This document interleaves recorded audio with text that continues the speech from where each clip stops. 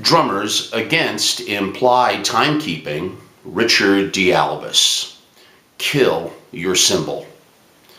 I'm going to title this video on my channel as Eat Your Cymbal because I don't want to get flagged by YouTube using the word kill. But what I'm talking about is the oversaturation and misapplication of cymbals in today's modern music. I have been playing drums, and I think those of you who have visited here know I've been playing 51 years, over half a century. I'm 61 years old. I have played, I believe, over 4,000 gigs. I've been on maybe 30 albums, I don't remember, and I've done some television shows and all kinds of weird things. And I am here to tell you, I'm a hypocrite.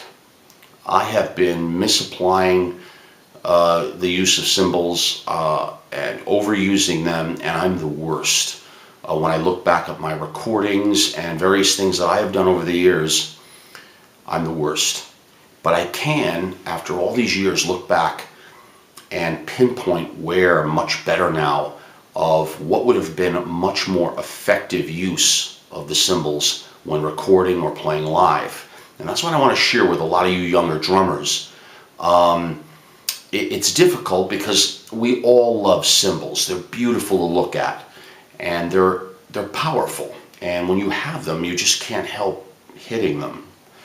But it can be very detrimental to your playing, and I want to show you an example today why. As a disclaimer, of course, this is my opinion, so bear with me as always.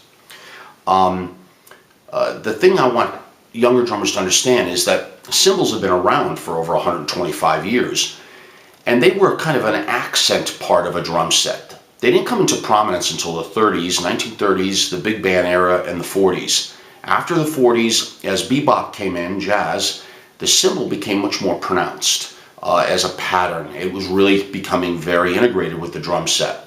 And of course, when rock and roll, and then the 60s with metal, and 70s with hard rock, heavy metal, and so forth. So today, cymbals are just oversaturated to the point where it's really starting to hurt things, and I think it's unintentional.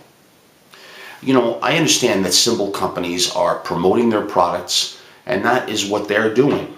But what we're doing it as drummers are, just because they're there, you have to be using them very specific.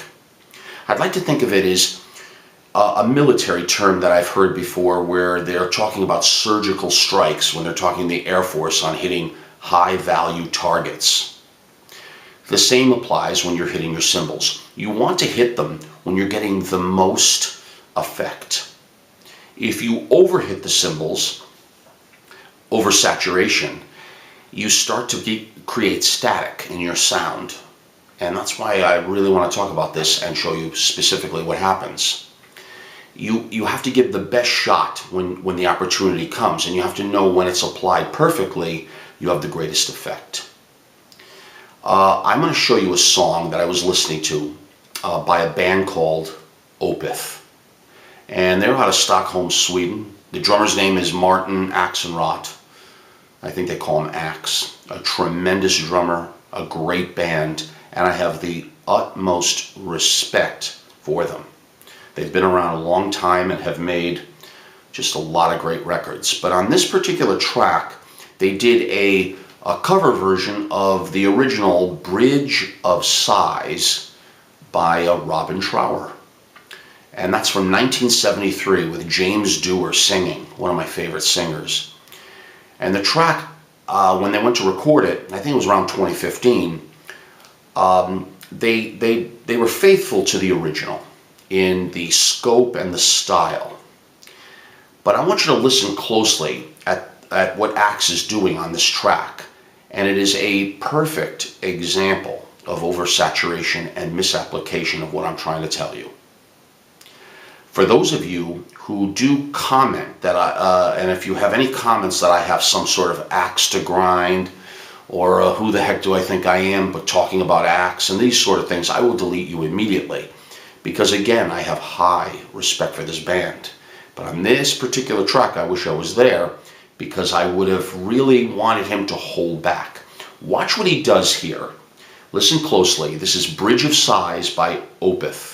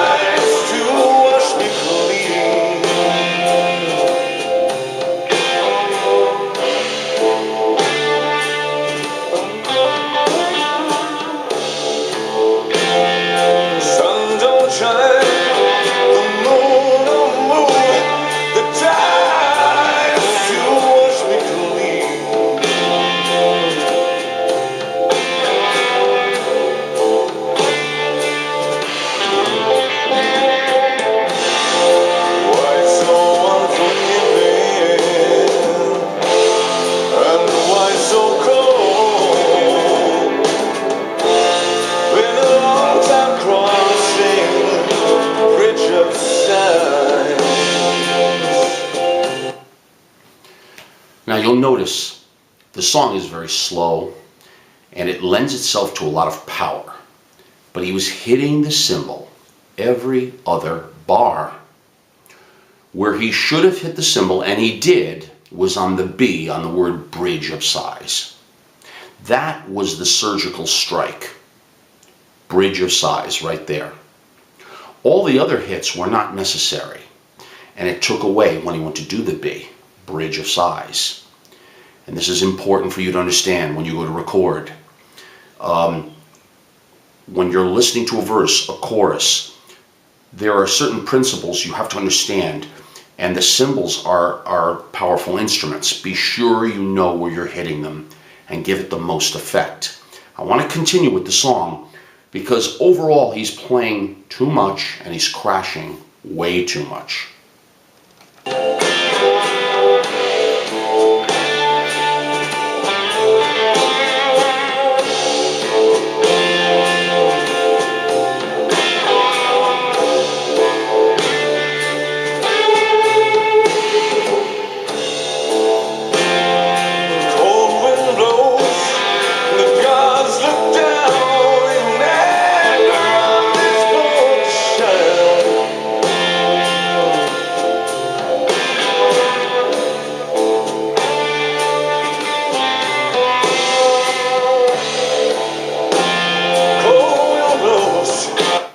Again, he's hitting on 4, 2, 1.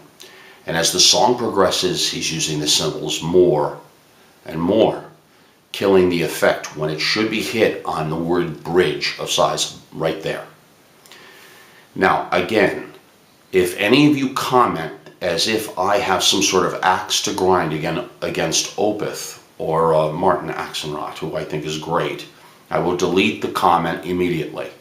Because I want to just show you the point. He's made lots of great tracks. And I wish I was in the studio that day, maybe. But I would have told him to hold back. Do not make the hit until it really is the most high-value target. And that's why I want you guys to know that. Especially in rock, metal, jazz, just be conscious of what you're doing before you do it. Because when you're hitting these cymbals, the effect becomes a cacophony of sound. It's chatter, it's static is the way I can best describe it. So be very aware of it, all right? Because this continues. God's looked down in anger on this poor child.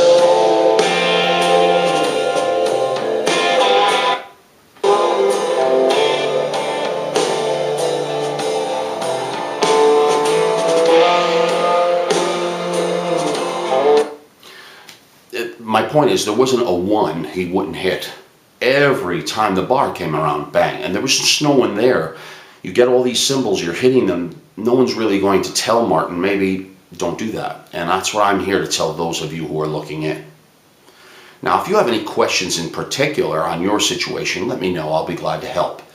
But again, I did this as an example, not to demean Martin, because he's brilliant. But on this track, because it's slow and the prevalence of cymbals, they are being oversaturated, and I had to give a good example. And this is one that I heard that I thought would be most perfect to show you. Now, if you have particular things, as I say, let me know and I'll help you in any way I can. And welcome everyone who's visiting here to my channel. I have lots of videos teaching in the open-handed position. My catalog is enormous. And I'm trying to enhance your creativity as a drummer. And this would be an example of holding back, all right? And if you haven't, please subscribe, because your subscription is the support, and I thank every one of you for that, always. So this is Kill Your Cymbal, and that's the way I feel about it, but you can title it any way you want, overuse of your cymbals. And watch what you're doing, okay? Also, I'll leave a comment, a PayPal account in my box. Any way you can support what I'm doing, I appreciate that always. The point of my channel is to help inspire those younger players and even older players that I'm as guilty as, again, as I say, as anybody else, that the things that I did, don't you do. Especially when I look back on my recordings, that's just terrible. And I want you to just be more effective on your recordings, all right? I have a lot coming up in September on the technical side, just getting songs that I think how I would play them and a better way to approach them after all these years. How would I approach specific songs and what you should think about when you're approaching the specific style you're in, all right? My best to all of you. Keep me posted and have a great summer. Take care.